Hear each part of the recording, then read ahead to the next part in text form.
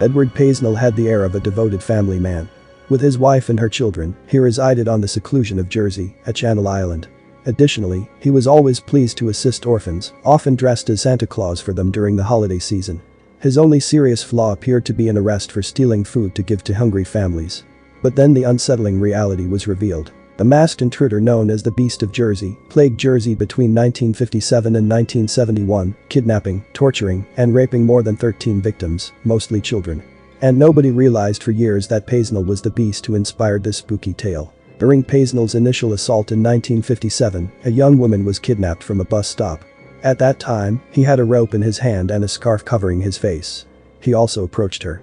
He dragged her into a field, tied it around her neck, and raped her before disappearing into thin air. He used the same strategy a few more times before deciding to start breaking into houses. The 12-year-old child woke up on Valentine's Day 1960 to discover the beast in his bedroom. The boy was subsequently taken hostage by Paisnel, who led him to a field where he was raped. In March, Paisnel sexually assaulted a woman who had requested a ride.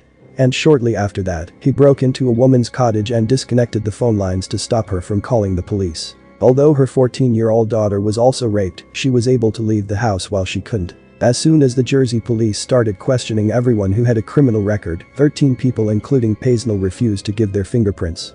They were able to reduce their options somewhat as a result, but their search was derailed when they settled on a peculiar local fisherman. Residents once believed the fisherman was guilty to the extent that vigilantes set fire to his home, forcing the fisherman to flee because he was innocent.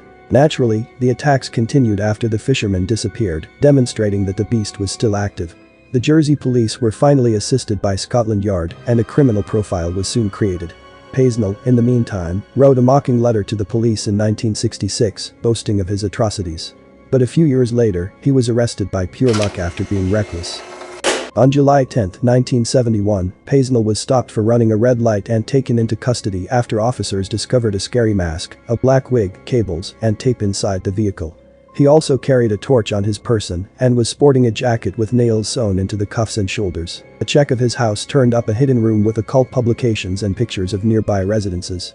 In the end, the jury deliberated for only 38 minutes during Paisnel's trial on November 29, before finding him guilty of 13 counts of rape, sexual assault, and sodomy. Paisnel was given a 30-year prison term for his horrific actions.